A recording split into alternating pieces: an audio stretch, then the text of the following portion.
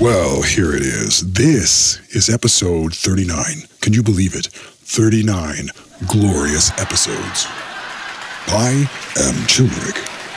This is my podcast.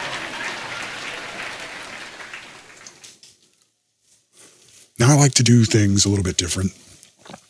As you know, as you have come to know, I like to do things differently. Now, look, right now as we speak, President Trump of the United States is greeting American detainees freed from North Korea. What a great thing. What a great thing. You know what I mean? Look, this is what I've been talking about. It's not hard. It's a detailed job, but it's not a hard job. It's known how the job works, okay? You get these liberals and they're like globalists. So what they want to do is please everybody. Look, I'm not out here. I'm not about pleasing everybody. So they forget who elected them. They forget. It's like they're not even beholden to their constituents. They want to, talk about what they can do for other countries in the world. And then we're going to get into some of those different types of people, leaders that are failing at that job currently. We're going to get into that a little bit. And so we are still divided on Jeff Sessions. What is going on with this Attorney General?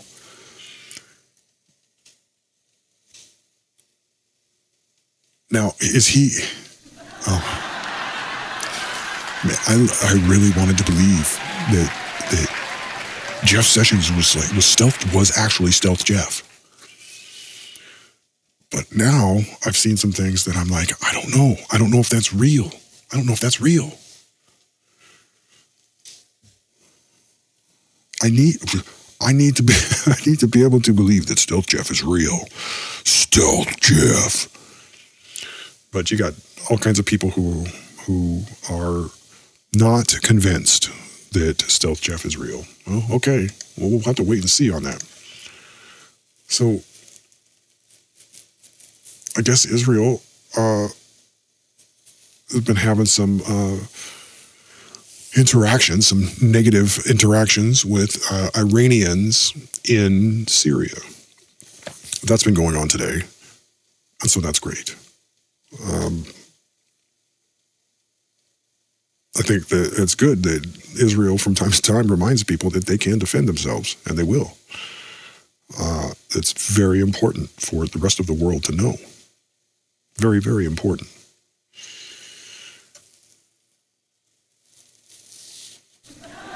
So John McCain, I guess he recently told Biden not to walk away from politics. Now people are like, oh, this could spell trouble in the future. Look, do you really think... Look, Uncle Touchy, the best we can hope for with Uncle Touchy is to keep kids away from him. Okay, keep children away from him. He wants to frottage everybody, and it's weird and creepy. Okay, it's creepy. And so apparently Washington D.C. is full of people like this, and we're just now seeing it become more and more public. And there are also other places in the world that are like this. It turns out that this is like, I guess, a thing with these people. Nasty.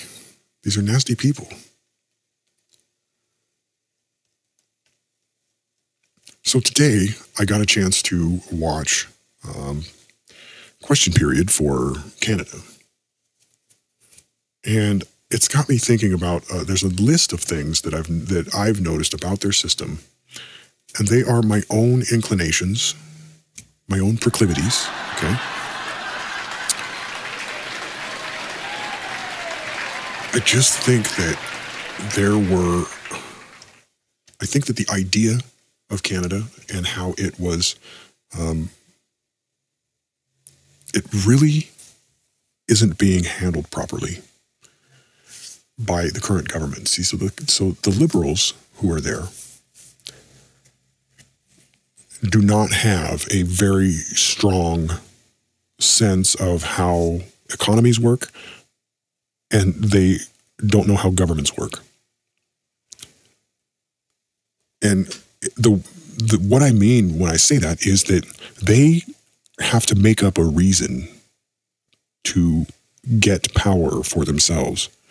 They have to make up a reason. They have to do all of these extraneous things that don't really exist in reality, and they have to make them. So that's why with liberalism, you have all of these different people groups. You know, you've got everyone's divided up by race. We're the ones that, you know, they pick out their specific races that they want to be the champion of, and they use these classifications to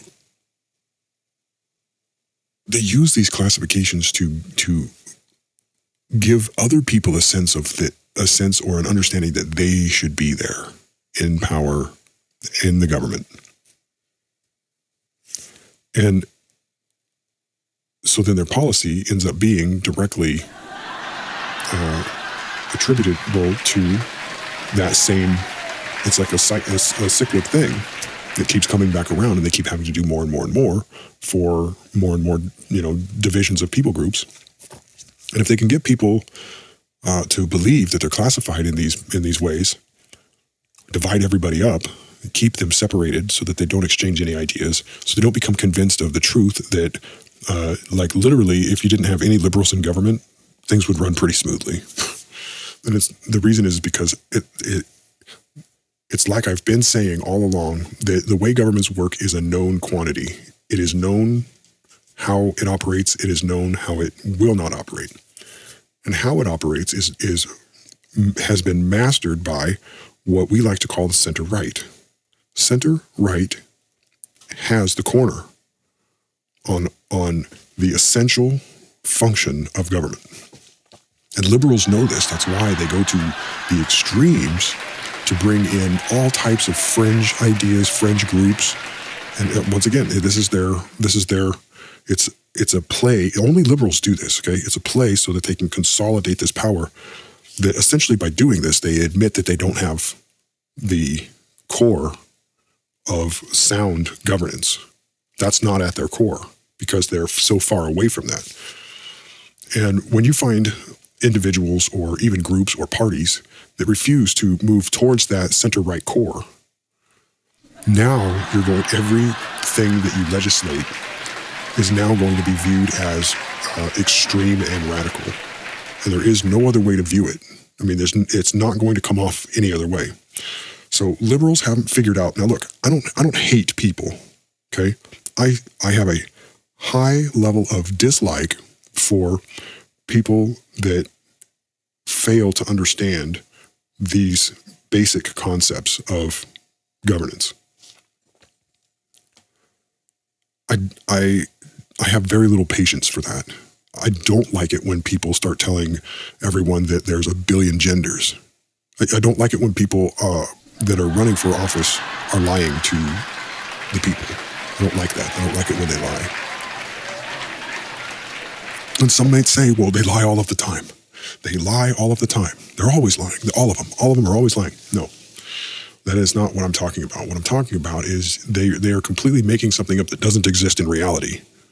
So if a person is willing to do that and be that far detached from reality in the function of in the practical function of the job that they're essentially applying for,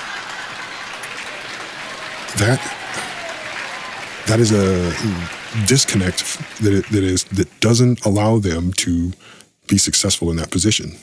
And also the byproducts of it are that it multiplies the problems that the government will experience and has very, very little solution.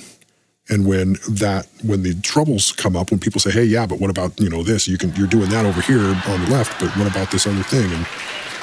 And anytime that people get outside of that thing that they've built that doesn't really exist, they try to pull them back in. It's the natural inclination to just pull them back into that psychosis. That's what it really is. It's psychosis. It's not real. You know, you're essentially pandering to every type of individual, you know, and what those individuals think of themselves, when those individuals should not be thinking about themselves when they vote for somebody else. They should be thinking about the person that they're voting for. Is this person qualified to do the job? Now, I tend to believe that in our day and age that there are a number of individuals who think that they are smarter than they really are. And this often happens when somebody is doing something wrong, but they get away with it for a while. And so that builds a confidence in them that no one's going to stop them, that no one can. They start to believe that no one can stop them. And that's where stuff gets dangerous. That's where stuff gets dangerous. And so Canada, in all of its splendor and glory, that's where they're at right now. They have a population that doesn't trust the current government that they apparently elected. There's been just a large number of gaffes on the international stage and at home for the Trudeau government. And there's a trust issue. There's a huge trust issue because it's been found that there are people getting onto planes in Nigeria, in Africa, flying to the United States, probably New York, since it's the closest, and then getting to the border of Quebec and then crossing into Canada under the guise of seeking asylum. And so there's been, I guess, you know, a few thousand of these people, and it's like a continual thing. So it's caused problems because Quebec doesn't want them. Now they say this is what's public. Quebec said they didn't want them. They were running out of room. They didn't have any more room. But that's not what's really going on. What's really going on is that those people are being bussed into Quebec, and then from there they're bussed into specific areas that will be necessary for the current government to get votes in to win a majority again, to win re-election. So it's vote rigging. This is the Obama-Clinton vote rigging scam. That's what it is. And the sad part about the vote rigging is that when you get caught doing it, you no longer have, the people no longer have an assurance that the vote is going to count. They no longer have that assurance. And not only that, now the outcome is in doubt, no matter what happens. So, and this comes from a group of people who is constantly talking about the merits of democracy while completely violating the actual thing that they're touting the merits of. And so, yeah, it's absurd. It's absurd. So here you have a felonious prime minister who's committed 4 felonies while conducting the business of state, the business of his ministry, the prime minister's duties. He's committed 4 felonies. And that's strike one right there. That is strike one right there. The guy should have been gone. The guy should have, if he was an honorable person, he would have resigned, stepped down. He obviously failed, you know. Now, it's not that the guy flew to the Aga Khan's private island. It's the fact that when you are a head of state, you have to become isolated. You have to become somewhat isolated because there are laws and rules against a person receiving compensation, monetary compensation, in exchange for favors. You can't sell the power of your position for money to someone outside your country. A lot of times you can't do it inside the country either. There's other ethics laws for that, like that's a whole nother episode with the ethics commissioner. But I mean, with the ethics commissioner, it's actually really easy. It's easy to see that the guy is probably an expert in the field in which he was selected to operate in the government. So he probably knew, you know, quite a bit about that area. It was in his wheelhouse. That was his area of expertise. But because the guy is a person who knows how to make money, what it appears is that he got in there and decided to change the rules to benefit himself or his family. And that's those rules, the ethics rules are there to prevent that from happening. And yet it happened anyway. And then it was just shrugged off. And so no, I'm not the type of person who likes to put everything under a microscope, okay?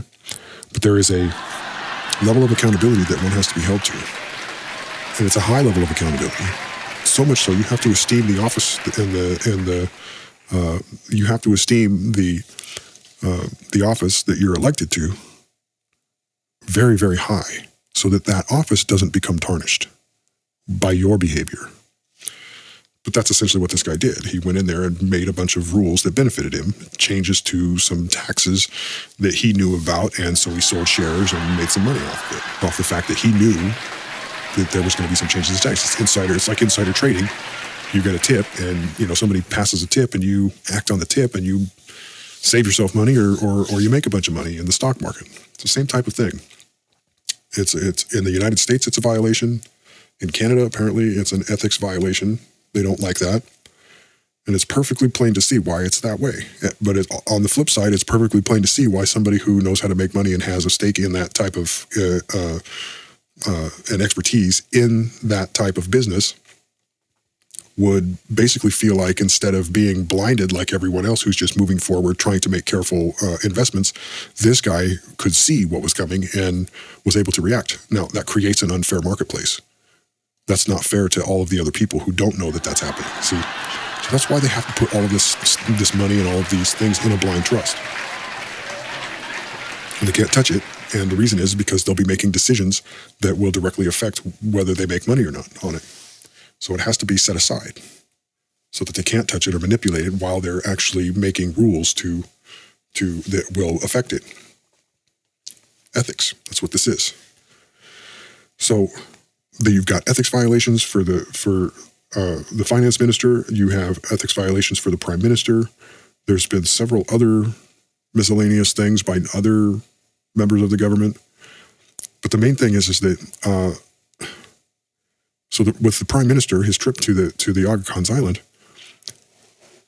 it has to do with several things. There's several reasons why there's a problem with it. There's a problem in the fact that he received something of monetary value as compensation from a private party who is not, it's a foreign actor, okay? So the reason why that's set up that way is to keep people from essentially bribing a sitting prime minister, okay? And on the other side of the coin, it's also meant to keep them from being manipulated. See, the prime minister's office has to keep itself from being manipulated. And they have to keep it so tight to themselves that they can't even appear as if they have been manipulated. They can't even appear even that they were even essentially thinking about taking the money or taking the thing, receiving that gift of value. You just can't do it. So it's done that way for a reason, because nobody just gives you money. They want something for it. Okay? Nobody from another country, nobody from outside the country is just going to give you money unless they want something for it. And the chances are pretty good that what they want for it is going to be something that's illegal. See, they're using that money to steer policy. Now, we happen to know that there were other visitors to the Aga Khan's Island, and one of them was John Kerry. Well, what's John Kerry doing? He's doing a bunch of shadow work behind the scenes, talking to the Iranians about this stupid Iran deal that apparently the Iranians didn't even sign. So you got shadowy people. So now it's guilt by association. Now Trudeau hasn't just taken essentially what amounts to bribe money, and he's been caught for it and taken to task, and he's got racked up 4 felonies, four separate charges there. And so apparently he just pays a $200 fine or whatever. Apparently he just pays a $200 fine. Okay. So, but now he's implicated in this whole group of people, and he's met with the Obamas several times, and he's implicated with this. He's tied in. He's tied in with that whole group of people. And he's also implementing the exact same things that they were implementing in the United States. Maybe he's not aware of this, but a lot of the things that they were doing here in the United States, had they gotten caught, are illegal. They may also be illegal in Canada. So their members of the opposition are holding him to account and taking him to task. But my point is that this should never have gotten to this point. This should never have gotten to this level where you have a prime minister who is openly in violation, and in cahoots with these other nefarious actors who are also in violation of similar laws in their own countries. So this is a problem. This is a major problem for those people. But in the meanwhile, Canadians are suffering. Canada is suffering, and that's really sad. It's really sad that to be honest with you, I really just can't see it. I can't see how there are that many people who just don't care that much to just allow that to happen. I mean, somebody's literally lifting all the bills out of your wallet, and it seems like nobody cares. I don't know, maybe they're all rich. Maybe they're all rich. I don't know. But these are violations. I mean, they're crimes. Like, Trudeau committed crimes. Now, in the United States, if a governor had committed crimes, felonies, while in office, in the course of conducting his duties as governor, he'd be kicked out. He'd be booted. Be forced to resign. And the way that they would do it is there would be public outcry, and he would be forced to resign. So public outcry is a big one. I don't really like public outcry that much, because that's where you get Obamas and Hillary's just getting all of these marches organized for nothing, for no reason. It's just for some, it's ridiculous. Okay, this is absurd. Now, so the other thing that I had happened to bring up today in my interactions with some Canadians is that if Canada and Canadians think that when Justin Trudeau finishes destroying the country, because that's what he's doing, when he finishes doing that, with all of these actual terrorists that he's harboring now, and all of these people that he's importing, the voters and whatnot, all of these Islamic people, Islamic State people, does he really think that the United States is just going to sit by and watch the neighbor to the north become a safe haven for ISIS or terrorists? Does he really think that? Because that's not going to happen. Especially not with this president. With President Trump, yeah, that's not going to happen. I mean, he will put a hurt on you, the likes of which you've never seen. And I'm not even talking about militarily, okay? So that's the issue. That's the issue, is that these things are half thought out. And to be honest with you, I don't know all of their motives, because it doesn't seem to me like any of it's worked.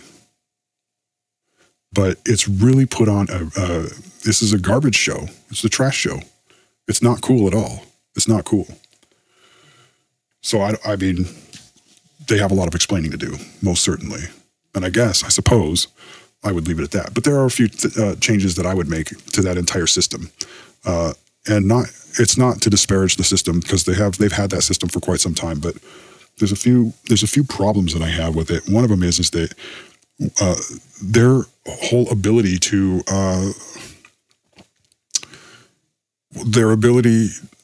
when they get elected, they are not representative of their constituents. They say that they are, but in reality, they are completely and entirely beholden to their party. And we see that every time the Liberals vote, and there are no holdouts. There's no dissenters. Everyone votes straight up and down every single time, every one of them. And that's the problem. That's why you have an agenda moving forward that is essentially a criminal agenda. And that's an organized criminal enterprise right there is what's happening. So they have to go to a partyless system, and it has to be a representative legislation. They have to have representative legislators so that the people that are elected represent their districts. That is what they do, is represent their districts, not representing their district in the party. That's not how it needs to work. That's a malfunction. That is an ill-formed.